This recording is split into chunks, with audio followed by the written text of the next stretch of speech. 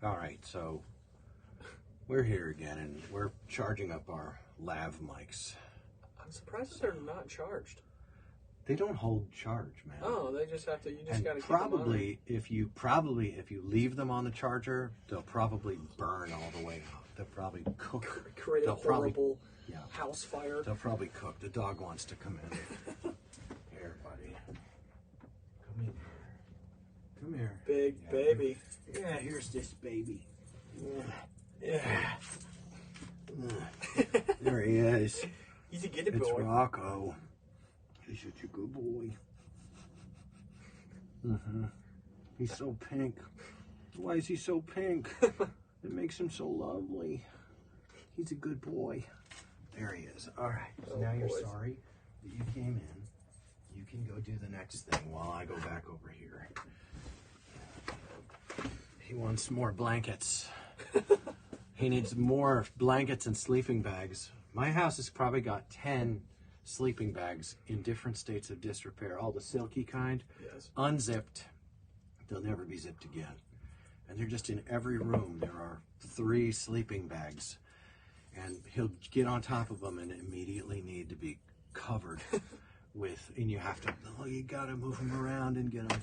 It's just perfect. That's the whole thing. Well, we're here right now because we're charging our lav mics. We're about to do another episode on the podcast, and we like to, and they're charged. They charged right up, so we did charge them. Nice.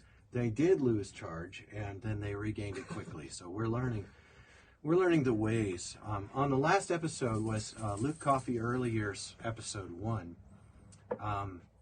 and we kind of offer a sense of apology to the fact that the lav mic was a little scratchy. Yes. And we're still learning how to attach them to us. What am I don't even have any. What do I gotta do? I gotta go like this? Listen to him. You gotta go, what? I'm Luke. I'm Luke. What am I gonna, what? How is this even gonna work? You know what, let's just quit. Every day, as long as I start again real quick, you don't even know I did it. Dude, I've quit skateboarding more times than almost anyone. Yeah, so many times I've quit. Yeah, so we're about to we'll end our Facebook Live, and we'll click on those lavies and do another episode for you guys. This will be me. Episode 3. This one's going to be when I met Jesus and got saved. Straight and this one will be, it's the story of my life. I don't know how it's going to be. And don't tell me what you think. Think what you think. I don't understand. I really don't understand. And when the author used to write a book, the book would go out. And now and then if someone would go through the trouble of writing a book about the book, or maybe they'd put a letter to the editor in the newspaper about the book. Yes. Nowadays, one of the things we've been navigating is like the concept that there's a comment section. Draws a deep breath. I don't know why. I do care about our listeners, dear listener. I do care about you. That care is what has driven us to go forth in this endeavor. About you, I care. About what you think, well, not so much. I do care what you think in some ways, but I think the person who cares about what you think the most is the person that is invisible, and most of us are ignoring. It's God. He's the one. So if I say something that makes you feel some sort of way, talk to God. Have a chat with the Almighty about it. And you know, it's fine if you leave a comment, and I don't know how much I'm ever going to care about feeding an algorithm. I'm not sure it's in. I've been trying to figure out how to care about that, and all it leads to is greed and distraction from the very most important things, and it leads to the dissipation of the very person who's creating the content. We've watched content creators become husks of themselves when money starts to roll in, or influence, or however they measure success, likes and subscribers.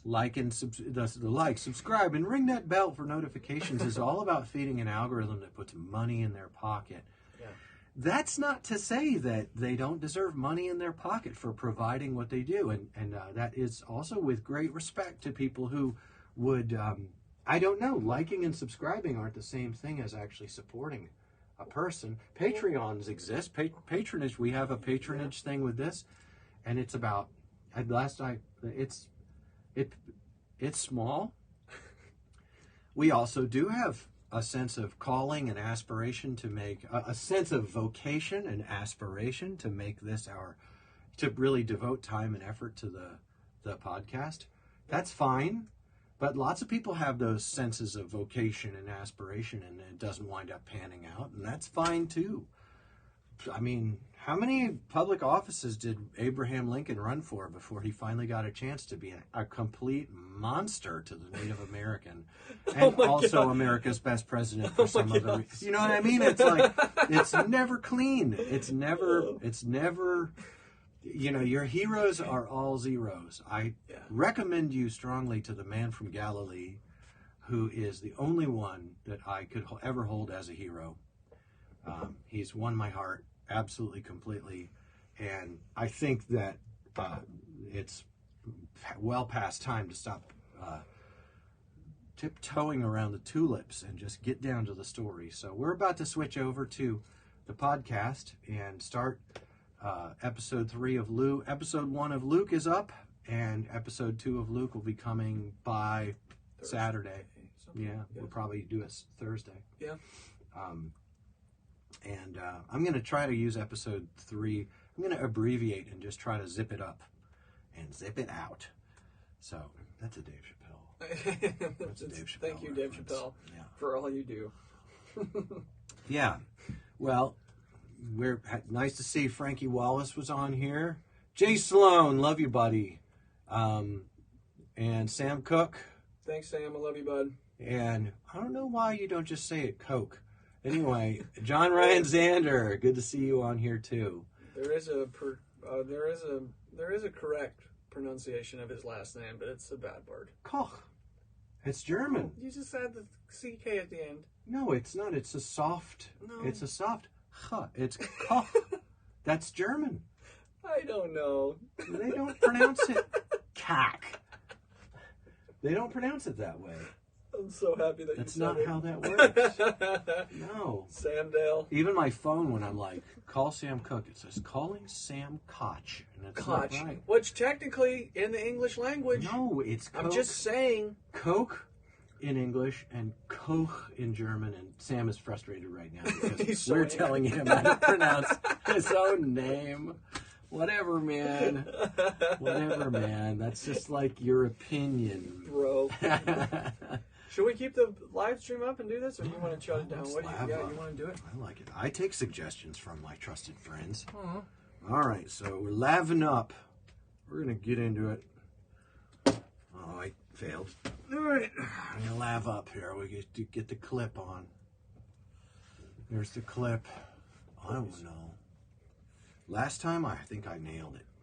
You did. You got the beard on your face. It's helpful. First thing I did was I did this, and I did this, and I did that. And then I did this, I did that, then I did this, and then I did that. Gosh. And that gave me,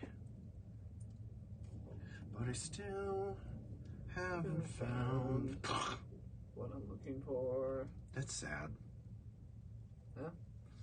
I don't know. Abe's on here. What, Abe Brandyberry? It is indeed. What an honor. Thanks for being with us, brother Abe. All right, I'm going to do this, and I don't know why, but it didn't pop last time. Let's see if it's Scratchy Poppy this time. All right, we're launching into, I'm about to talk about that sweet song of salvation, and let the laughter fill the air. Before I do that, I think I'm going to get too hot. It's been such a nice day. I rode my motorcycle and everything today. It was a little epic. And I went to the bike shop, visited the guys I used to work with. What's up, babe? All right. Get that off of there. Yep, we're good. We're good. There's still some DO left from yesterday. You all know. It's fine. You know what it's like. You all know. You want me to get this thing going, or are you gonna do it? Oh yeah, let's pull up the Podbean. So you guys are getting the full treatment. You get to see how we do it. We pull up the Podbean, hide the login. Our Podbean got hacked, Luke. Yeah. Oh no. We hit recording under Create, and now. I think you just hammer on down, right? All right. So let's try and do this right. All right, we're gonna try and make this one good. We are live. So we're on Podbean. This gets recorded, put in the can, and then we publish it later. But we've got a Facebook Live up, and today is Tuesday, November 29th. It's the 29th of November, and I was riding a motorcycle on the highway, 80 miles an hour. With a helmet? No. And I was not. I was in a hoodie and I wasn't cold. You weren't cold at all? I was not cold. Really? I was not cold. Jeez, yeah, dude. It was 57 degrees. You're a mensch. I didn't even have gloves on. Really? Yeah. Dude, I would have been so cold. I'm cold just think about it. I was not. Well, I was wearing my tobacco motorwear Kevlar lined blue jeans. And so that's an extra layer of Kevlar right there. And tobacco. I did not carry tobacco. I thought about it because I've got those old. Oh, bro, don't, dude. Yeah. Don't, bro. Gross. No, they're so bad. Yeah. So. But yeah. So this is part 3 of me talking about my early days, and where we left off. I was about 16 years old, going maybe into 17, and I was really rattling apart. I didn't give the horrible stuff, but I was pretty clear that I was in a bad place. And through a series of interesting and unlikely events, I wound up getting invited to go on a couple of retreats, all in 2 weekends. Church retreats? Well, the first one was through my school. I was growing up in the Hudson Valley in New York, and my school was descending into mayhem. It really was. My school was an absolute hooligan fest at the time. Boy, I want to readjust this thing so bad. Bro, I don't dare. Don't. The video. Don't. So they picked out kids who they called it peer leadership. And they pulled out these kids they thought were peer leaders and took us all out for a Friday, Saturday, Sunday event in, I don't know where it was. It was somewhere in a wooded area with nice enough cabins and whatnot.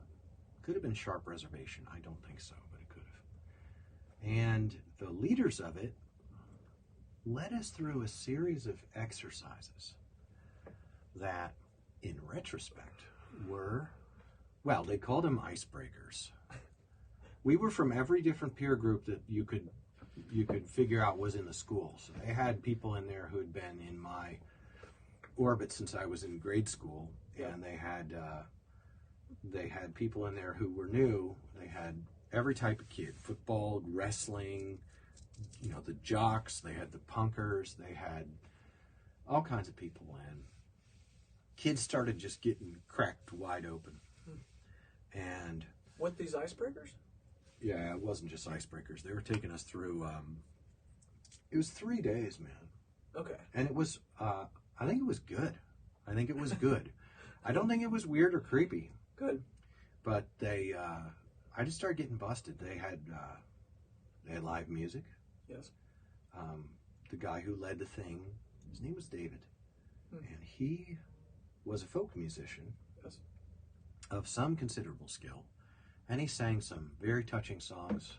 I won't go into all the details, but I was deeply affected by kind of the coalescence that Love must be what it's all about. I abandoned on that weekend my thoughts that hate was the way forward, that rage was a good 12-step choice of a personal power. That's a very adolescent and silly thing to think. Not unintelligent, but definitely adolescent and silly. And I began in that weekend to turn away from hate and turn to love with basically all I had. And I had never liked Christians. I think I let that drop in my last one. Christians really were, I had contempt for Christians. Yes. And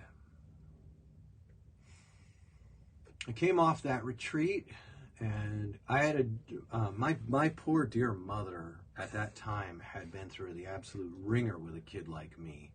So when I say I had a difficult relationship with my parents at any point in my story, I'd like to clarify that I was a very difficult kid.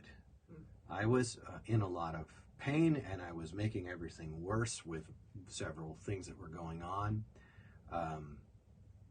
There are things about myself then that I would include in my book, but I wouldn't tell because I just feel like I'd be making the story long for, and also they're deeply personal. But I think I should mention that I was fairly addicted to self-harm. I had scarified myself with a huge poem in my thigh. I had scarified some emblems into my body. Yeah. I did not know that about you. What poem was it? Was it something sick? It was not something sick. Dude, come on, bro. I wrote it, and it was very self-piteous, and it was very, very sad and dark, and my whole thigh was scarred with that, and somehow did not get Hep C. Bro. And then I had scarred a huge emblem into my shoulder. It'll be in my book. I was full of hate. And so I came off of that busted, realizing that. Yeah, go ahead. No, I'm sorry. I'm interested.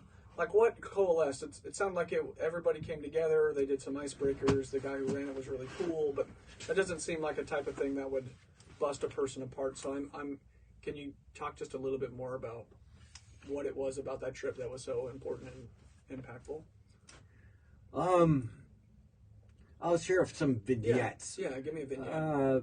First thing that happened when I got there was we were getting off the bus, and one of my shoes that I brought as extra, it was rainy. It was crappy. It was maybe March or February. It was probably March or February. And it's just crap weather, cold and wet. And you weren't going to hike or do anything fun. Right. I was bummed out. I was missing a week of skateboarding. Yes. And hanging with my friends to go on this peer leadership thing with my high school. It was John Jay Senior High School, and it was some year in the 80s. Maybe it was 89. Maybe it was 90. I don't know. It is possible to ascertain these dates. And one of the school counselors was there. There were a lot of kids. Everyone was being a jerk because we were all kids in a New York school. And I was over it from that moment, like getting off the bus, and one of the shoes, my bag opened up. One of my extra shoes fell right in a big, deep puddle. Bro. And I fished it out, and one of the counselors at the school was there, and she's like, well, it couldn't get any worse. You know, that was like kind of the way it was. I went in, and I remember that there was a girl there who said, like, if things got kind of real through some of the exercises, and she said, I'm bulimic. And then one of the big football player guys was like, he really got busted, and he was like, my dad doesn't love me. Dang, dude. And we were all just getting busted. Like, I don't know if there was a dry eye in the house. There probably was, but I was just getting busted. Yeah. The guy sang a song about bullying, and it was a very touching song. And I just got completely crushed. Jeez, dude. Realized that I had become the thing I hated, that I was a bully, and I was angry, and I was mean, and I was on my way to being one of the worst people I'd ever met. And it was just overwhelming. And I was already overwhelmed by the kind of emotions that I was experiencing just being inside myself. So And being a teenage kid is hard. But being a troubled teenage kid is hard. Yeah.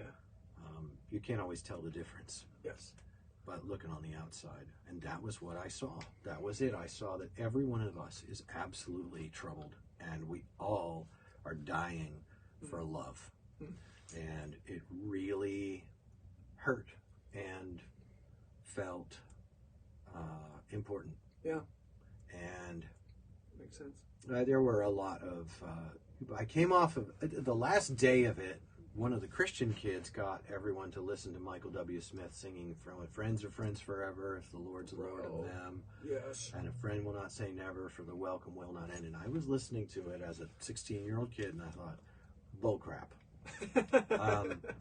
It will end. And I actually got the chance to talk, and I said, this will all be gone in 3 days if we don't find the source.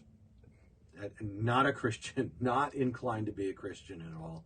I said, this will all be gone in 3 days and just be some feelings we had on her, and we'll probably feel embarrassed about it if we don't find the source.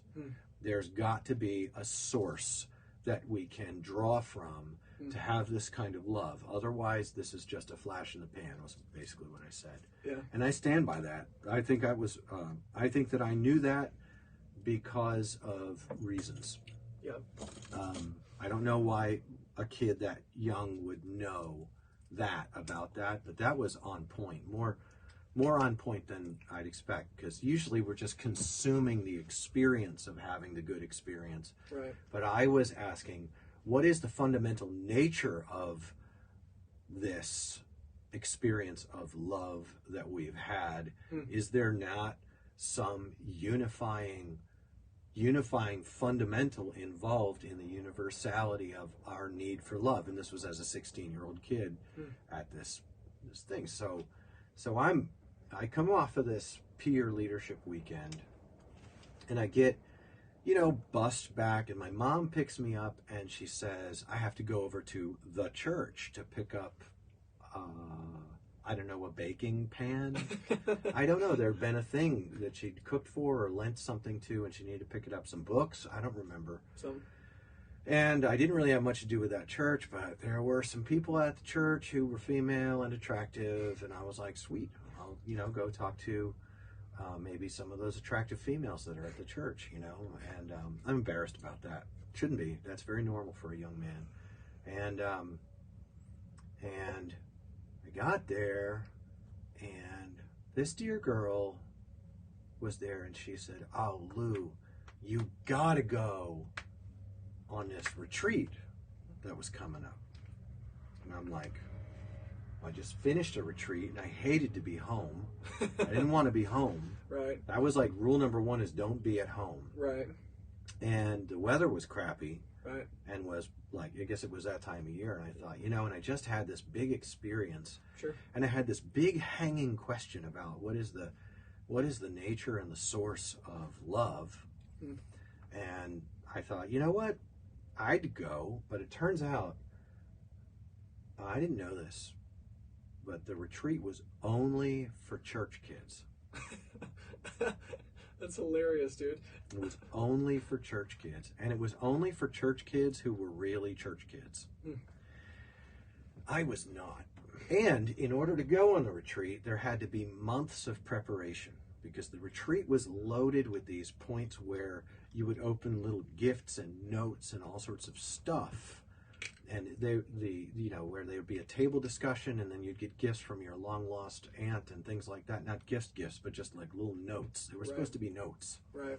And also there was a 3-person deep waiting list anyway. And I said, it'd be cool. But she thought it would be really cool.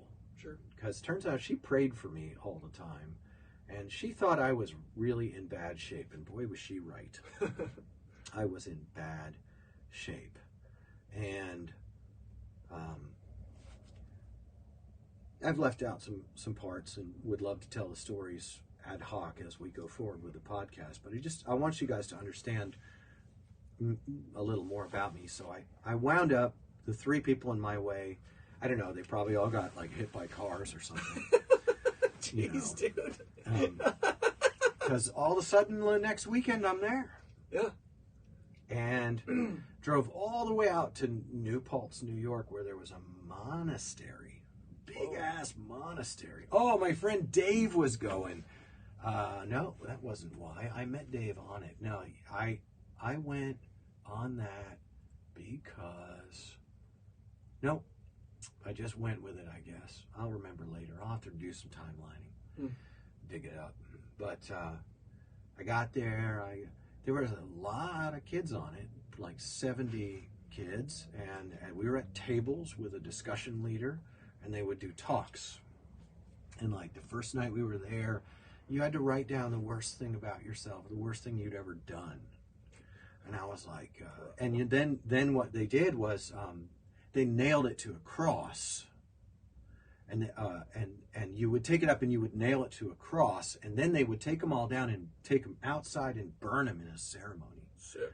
It was sick. That is sick. It was actually sick. I was like, because fire. Yeah, come on, man. And crucifixion, that's metal. Yeah, come on. I was not real dialed in. I didn't understand anything about Jesus died on the cross for us.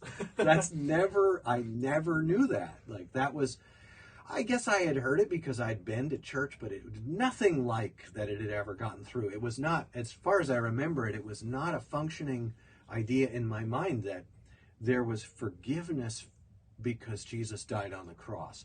That speaks more to how dumb I was than anything. I had the ability to think really big thoughts, but I also was surrounded, at my recollection, and I would apologize if this were incorrect, I suspect it is, the people I saw who were talking about Jesus didn't seem serious to me.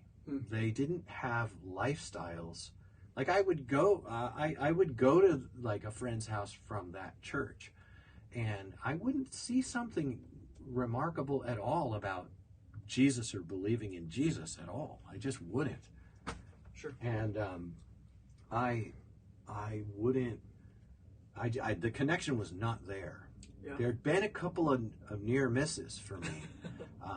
Going back a couple of years, I did listen to a talk by a lady, and she went to that church. She gave a talk in a special place about having been a Jew and then having become a Christian. And the way she talked about it, I stayed after and I talked to her for a couple hours. And I really, really was interested in that. That was, I don't remember what she told me, but I remember as an unbelieving, nasty, angry guy, I remember that it was quite a compelling thing. It didn't register much deeper than that, but I thought that was authentically interesting to me. Her story seemed to have teeth. By the time I got on this Christian journey and was in this monastery with all these Christians, having had an experience the weekend before that opened me up to love as a concept very widely, I was interested in seeing if there was anything to this retreat that would teach me about what that love was. And we did this thing with the cross, and we nailed things on it, and we burned them. And, I was definitely a member of the great unwashed among them. Later on, I remember some of the leaders became my friends, and they told me, some of the adult leaders became my friends, and they told me that when I showed up, they said, that guy is going to ruin the whole thing. Did they really? That was said. Dude. Well, that was said to have been said. Right, who knows, right, yeah. It did get said. That's awesome. And they told me about that because the next year I was invited to come as one of the table leader guys. Yeah, sure. So what had happened was, by the end of that thing, I remember the two things about it I remember that stand out. One was that they gave every participant a hardcover Bible in the New International Version. And it was readable and compact. And I was a reader. So I sort of tuned out. Yeah. And just started reading that Bible while I was sitting at the table. And And I remember I got to the book of Leviticus. That's pretty far in, so I didn't read all the way to Leviticus. Yeah, I was like, bro. But by the whatever day it was, I was reading in Leviticus, and it was talking about purifications and uncleanness, and I was reading it, and I thought, obviously, there are some metaphorical things going on here, and it was really resonating with me about uncleanness, and God in these commands was telling people that they need to be clean, and if they're not clean, they need to take the measures to be purified. And I asked my table leader during a break, I was like, what's the deal? And he's like, it's about, see, God is holy, and he can't have, I don't remember the rest of what he said, but I remember that I had a very special relationship with this book from day one, that this Bible was very interesting to me because there was a lot going on there. And I wound up hearing a talk that was based in John chapter 3, where a man named Nicodemus comes to Jesus at night because he's afraid of what all his friends, who are the rulers of the nation, are going to think. And so he comes to Jesus, and Jesus says some things to him that blew my mind. This guy was a preeminent theological mind of his time. And he was a ruler and a powerful person. And Jesus basically told him he didn't know what he was talking about. And told him that he needed a brand new life entirely. He said it in his words, not mine. And I was sitting there and I thought, that's everything I'm looking for in the Tao Te Ching. It's everything I was working for in my whole approach to life, trying to find the way. And it really relates to this sense of there must be a source for us. And it really does come down. I knew that I was evil. I knew that my base nature was just that. It was base, was low. And as a kid sitting there, I thought, that's what I need. I need a new life. And I began to talk to Jesus. I never did. I talked to God as a kid, but I talked to a lot of things as a kid. And I was a mess. Yeah. I was a mess. I needed and did get counseling. And, I started talking to Jesus on that retreat. And as I read more and as I listened more, I mean, there was a lot of stuff on that retreat that just wasn't where I'm at. Like a lot of very church stuff. But every time they started talking about Jesus and we were reading what Jesus said, I was like, man, I love this guy. This guy is the best. And he was pissing off all the right people for me. And he was disappointing all the things that I didn't care about, Jesus didn't care about. And I just was like a moth to a flame about Jesus. And now this was a big deal because I had wronged a lot of people and I was a mess. And you like had to hand in your watch when you went on this retreat.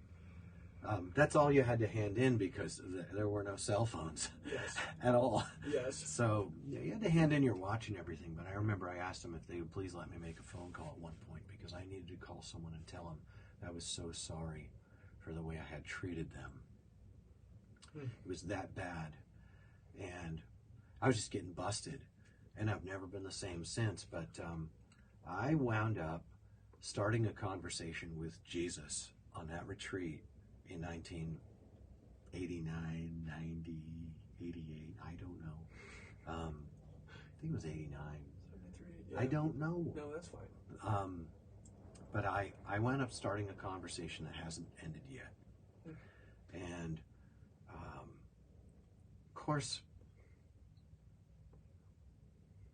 I was still crazy Lou. And I'm not saying I took it too far, I'm not. But when you don't know anything, Yeah.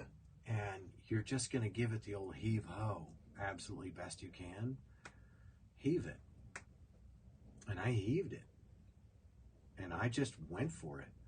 And I kind of seriously do not regret pissing off people who got rubbed the wrong way by me being fanatically devoted to Jesus right off the bat.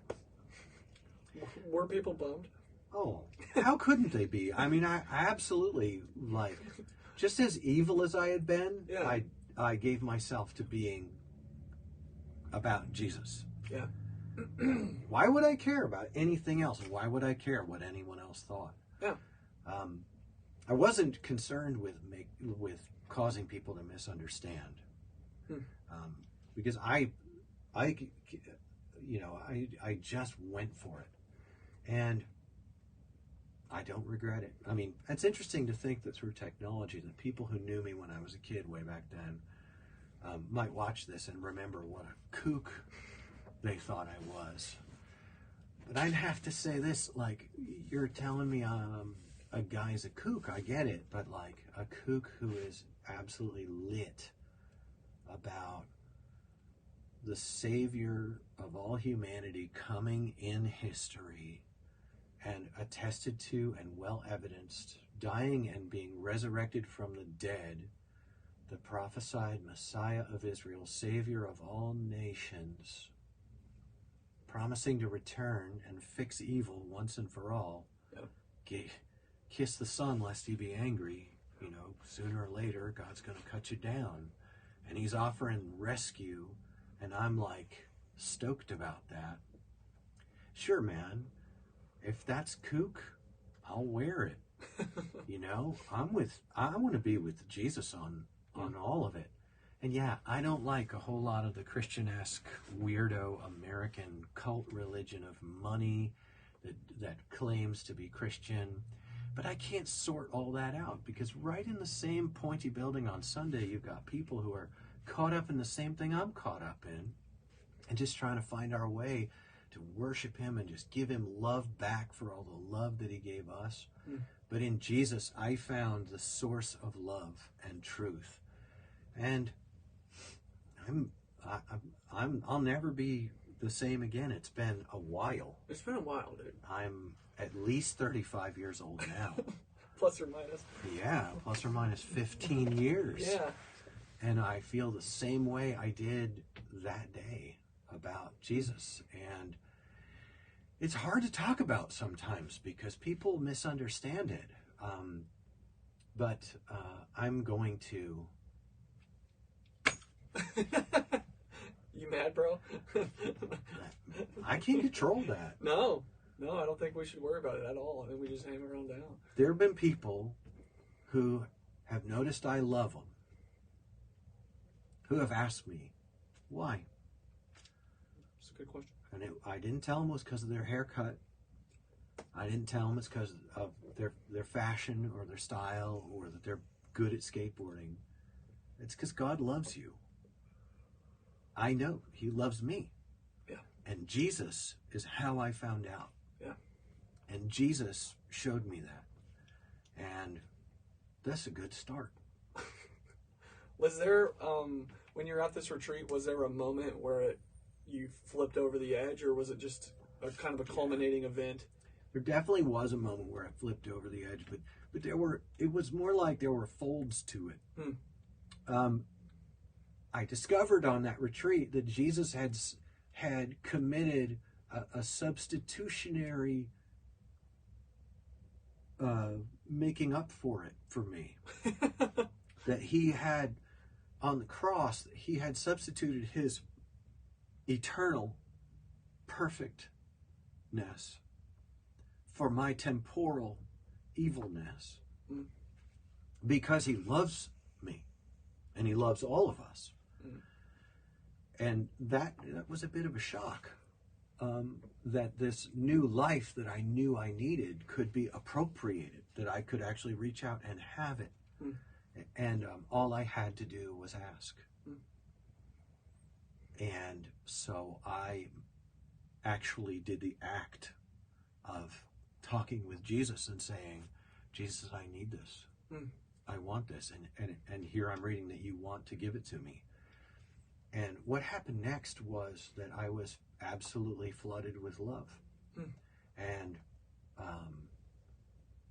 I don't know what day of the retreat that was. It wasn't the first day, because we got there and got our gear stowed, and then we'd listen to a talk or two and did the thing with the cross and the fire, and then we went to bed. Yeah. But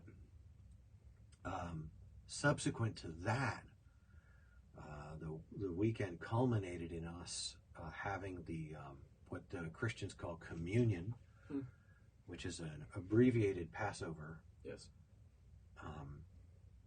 And we took the bread and the wine. That was a really big deal to the folks who were leading the thing. Sure. It was very meaningful to me because they gave me a necklace that said Christ is counting on you on a cross. It's a little like my friends nowadays don't think that's a very good slogan. Yeah. But I took it very, very seriously and actually took it off of its little chain and put it onto a leather strap on my neck Sick. and really took it seriously that every day of my life I'm no longer walking alone. That until I see his face when I'm unlocked from this box, that every day I'm going to remember that I'm not alone and he's with me and that he has things he wants me to be about, and I want to know what they are and I want to do them. Yeah. And it's a bit of a head scratcher sometimes, you know, but he loves that. Yeah. I learned that from the scriptures, and the scriptures really became central in my life. Yeah. I've done a lot to try to reach out to people who've got church hurt or who are disillusioned by it all. I don't know how much longer I can accommodate some of those sensitivities and sensibilities. It's like I can't not just come out and talk about Jesus and begin to share what I'm reading and share what I'm thinking with the world more broadly. You know, so that's what the part of what the podcast is about. About just coming up and just being a little more forthright, a little more forceful, a little more bold in what actually makes me tick and what actually is going on when I look at things. And and I, you know, it was a little upsetting when I got home for my family, because they had this super angry cutter cutting himself, scarring himself guy that they had sent away on 2 retreats in a row, so they got a break. Yeah. I was a miserable teenager. I was a miserable kid to have in your house. Much love and respect to my dear parents, because they really worked hard to just navigate all that. Yeah. But what they got back was a born again kid. And I remember I told the story about the chick tract. Yeah. Our family wasn't really ready for one of us to get mega born again spiritual Christian guide. And but I was pretty plugged into a church full of wackos, right proper, just my style. And they were from the Jesus People movement in the 70s. Yeah. They told me that I was like them 15 years ago. That's so sick, dude. And I was experiencing something that they experienced 15 years ago, and there was a real. They were ready for me, dude. They were ready for me, and they really took care of me. They bought me meals.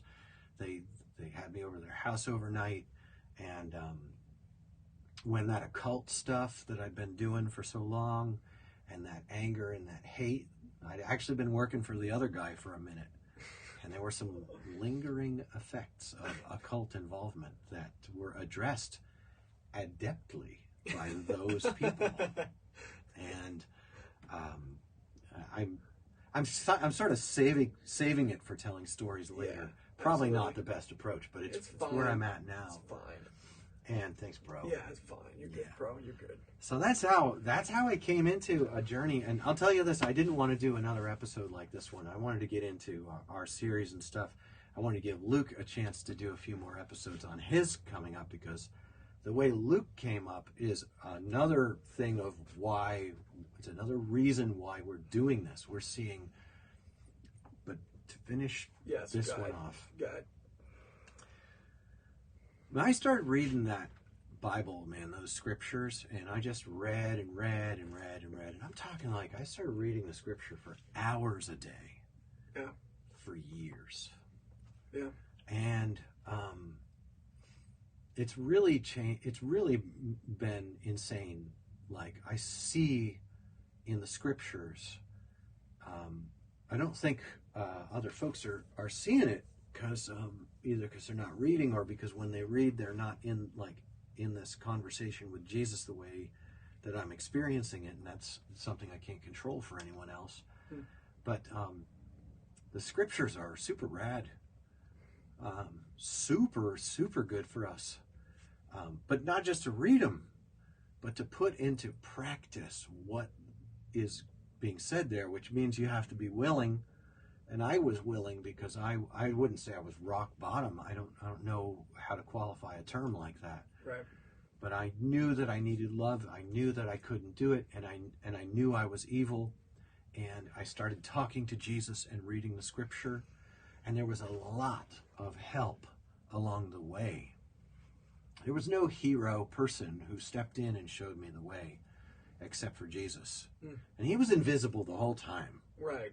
Okay. Yeah, the guy. Minorly inconvenient. Minorly. Although I trust his wisdom on why things are that way. Yes.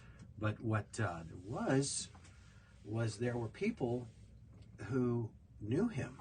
They were on that same wavelength. They were reading the scripture and putting it into practice in their life. Some very remarkable and dynamic things happened. And subsequently, as I was studying, I saw again and again that like the historicity of the New Testament testimonies, as well as the discovery of texts dating back all the way to the 70 AD era, which is insane for ancient literature. The reliability of the text alone is remarkable among all ancient literature. Yes. And more. Yes. And I've hit some points in my life where I've watched folks who sort of walk away from it all. And one of the things that really holds me is, you just don't get a guy who, in the middle of history, under the full lights, is resurrected from the dead after doing everything he said he would. Even his enemies attested to the fact that he did incredible miracles. Yeah. Yeah. It was, they called him a sorcerer. Yeah.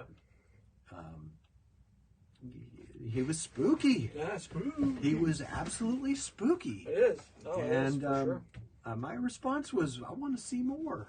Yeah, let's do more of that. So, there have been many times in my life when I've prayed for someone to be healed from a disease, and they just croaked anyway.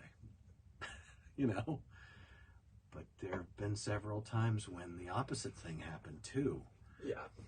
And you'll have that. I know that lots of people have lots of things to say about that, and some of them are very intelligent things. Yes. I'm still stuck on that resurrection, as well as I'm just telling you, Jesus is insane. Like, absolutely, in a world where everyone's crazy, it's the sane guy who gets called it. Yes. I'm telling you, then, in that sense, he's completely insane, and yes. I love his stuff. Yes. I love his stuff. Good.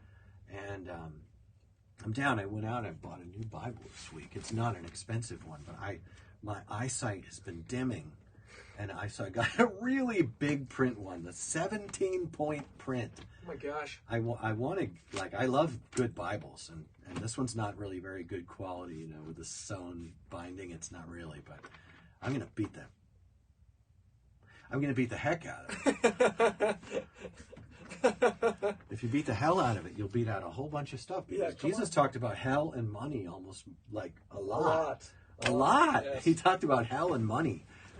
And so, I'm interested. So you came to know the Lord, and you came home, and your parents were mildly. Look, man, my parents, they were trying their best, and they got this Jesus freak kid who came home from this retreat. And how could they not think it was a flash in the pan and wonder whether I'd been coerced and was maybe a victim of some abuse or something like that? And what sort of adult was I going to grow up into if I was delusional about resurrections and scriptures and things like that? Right. You gotta give it to my parents, man, because they had their plate full with me, you know? Yeah. I was not an easy guy on either side of the thing. I think a lot of people who know me know I'm not an easy guy. Yeah. You know? Good guy. Kind of not easy, but a good guy. Who is good, but God alone? Yeah. So you, at that point, you were probably a senior in high school? I was like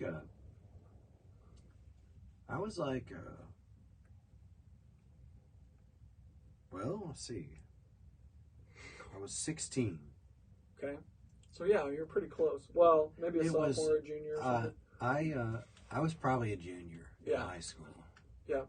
How did your friends take it? How was that interaction? It ended a lot of my friendships. Right. What's nice is that as adults, I've gotten to have nice conversations with a few of my old friends. You know,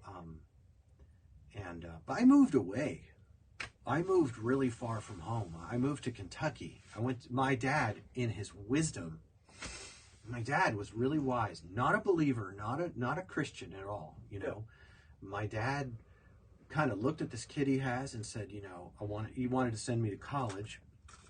I wanted to go to Bible college and then to seminary because that's all I cared about was the Bible. Right. Well, boy, am I glad that my dad didn't allow that. And I really let my dad decide. I had read in the Bible that you should honor your mother and your father. Yeah.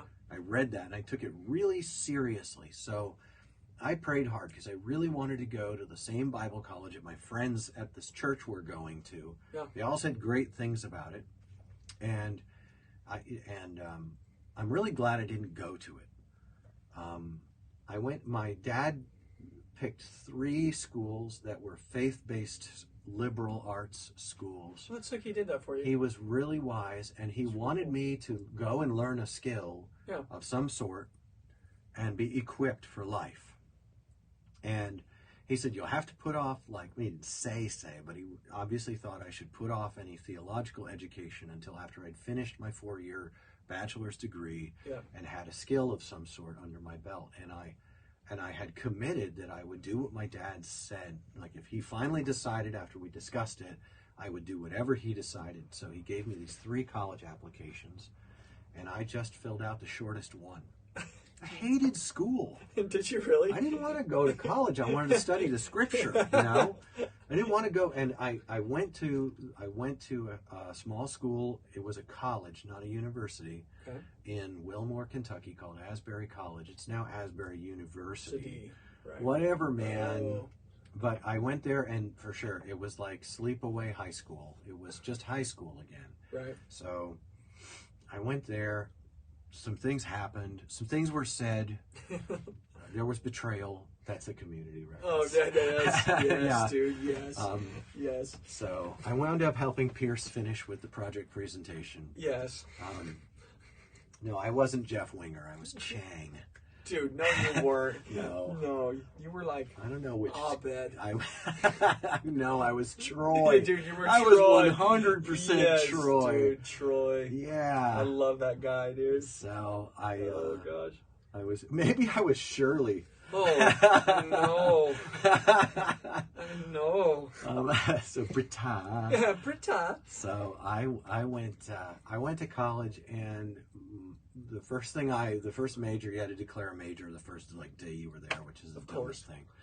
I declared Christian Ministries, but when I went to the first classes in Christian Ministries, I was like, this is so lame. Like, what? I just remember meeting with the advisor and thinking, you're making all the Jesus stuff lame. Why? I was a punk rocker. Yeah. I was into punk, and I was like, how can you take the insane shit that I'm reading about and turn it into just boring? It was awful. I thought the Christian ministry is not an industry I want to be part of, and it was really gross to me from day one. It's fine if it offends people. Well, so I switched to, I was really good at French. I tested out the first 2 years of, I tested out the first 2 full years of French straight into 301.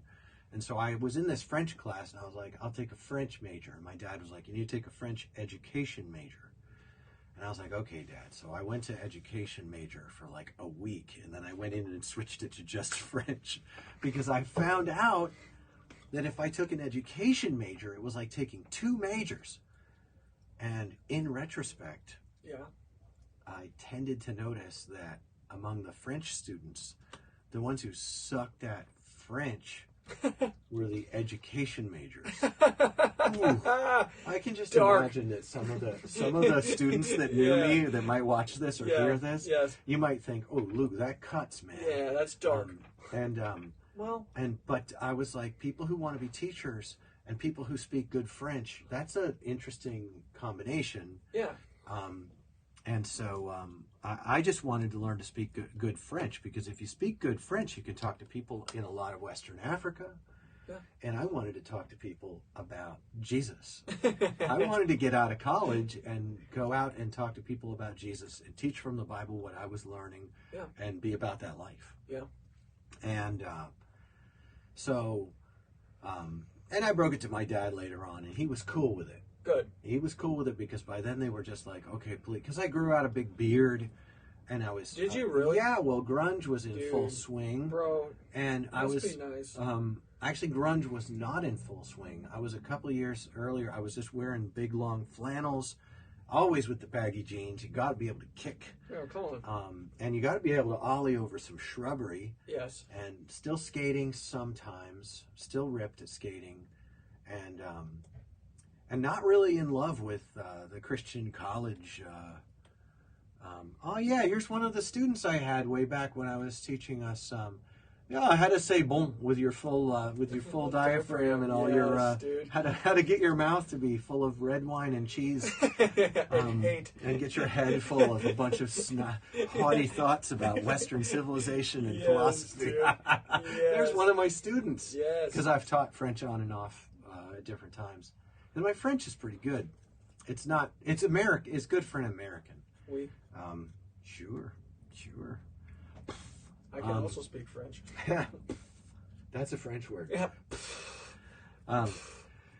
But I in that Christian college atmosphere, I made some friends, and I met my wife.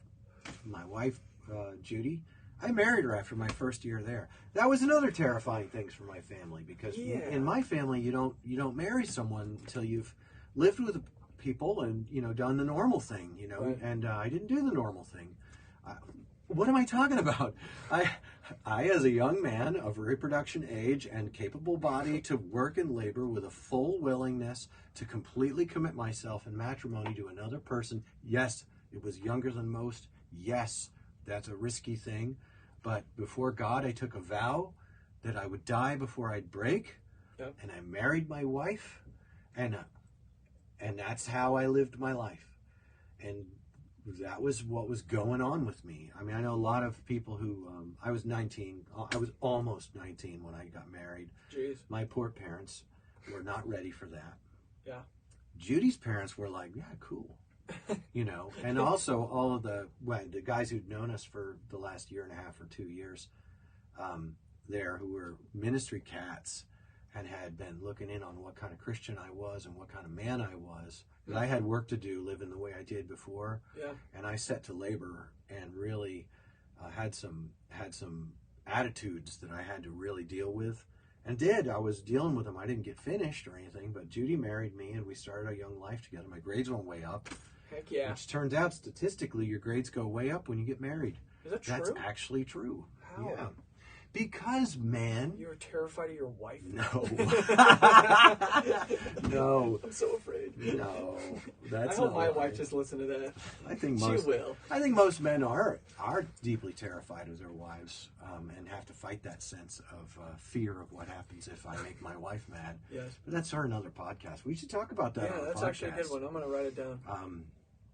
Don't be afraid of your wife. Yeah, come on, man. Be afraid of God. Yeah. Be really afraid of God. Yeah. And then you might be the kind of person your wife can trust. You know? I'm just saying. Not that she's going to trust you. I mean, she's, you know, like she may be imperfect just like you are, but yeah, my wife doesn't have to wonder where I'm at. That's true. She knows what I'm on about. So you guys got married. You finished college. I'm assuming. Yes. Condensed version. Yes. I finished college, and I just worked, man. I worked like a fiend, and I lived in that town. We bought a house, and then we sold it. We bought another house living in that town. Yeah. And I worked for the same place for like 5.5 years. Like 3.5 of those years were after I graduated. Yeah. I worked for a lovely place, for lovely people. I worked hard. That's the only way to go. Yeah. And I worked hard. I was young. I was strong. And always on about the Lord, reading the Bible during my bathroom and lunch breaks. And I loved talking about the scriptures with people. And I loved talking about Jesus with people. Yeah. And a lot of my coworkers were seminary students because there was a big seminary right across from my college. Oh. And I actually had a spiritual experience. I wanted to go to the seminary, and I looked across at the seminary, and I felt the presence of God. And it was as if He had His arm around my shoulder, and he like reached out like His hand. I was in my mind and my heart, Yeah. you know, like that. Sure. But I just spiritually knew that God was going, "That's not for you." Come on. And I felt a certain relief because I did remember how dried out and just lame it got in the professional Christian ministry classes that I took. I just took a few of them, and I was like, man, I do not want to try to some of the things that professional Christian ministry does just sucks all the air out of the room, man. And Yes. And that's not cool. No. And Jesus did not get along well with the professional class of religious people in His age. No. And I'm not saying what I'm not saying, but that observation is worth taking to heart. And I don't know if any professional religious people or any self-righteous people would be watching this, but man, you better check yourself before you wreck yourself if you're in that professional, we know what we're all about deal. Better watch out for marketing schemes and cults of personality and all. You got to have your boots on, man. You got to have your head on your neck. Straight up. And stay in those scriptures and stay humble before God in prayer, because the world will trip you up.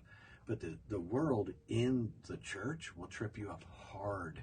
Yeah. Hard. So, yeah, I worked. And then in 1996. I was one. I was one. One what? I was 1 year old. He was 1 year old. I was literally 1 year old. And 1996. God. I met a guy, and he got me to quit my job and go with my wife and our young son. We had a son. Oh. And he was 3. And we went to Florida to go down and minister the gospel, like talk about Jesus at punk shows and out in the world, and build bridges between a church and their scroungy 3 a.m. at Denny's crowd, black lipstick and all that. Yeah. And they had a special staff member, and we were there to help him learn about loving those people. And I got picked, and he was like a doctorate of ministry administration guy at the seminary. Jeez. And he made this program up, and he saw me in action, because I was a blue-collar worker, but I was always with the guitar and ready to share and youth stuff. But I was just like the kid. I mean, I was in my 20s and I had children, but I was, like, I was not like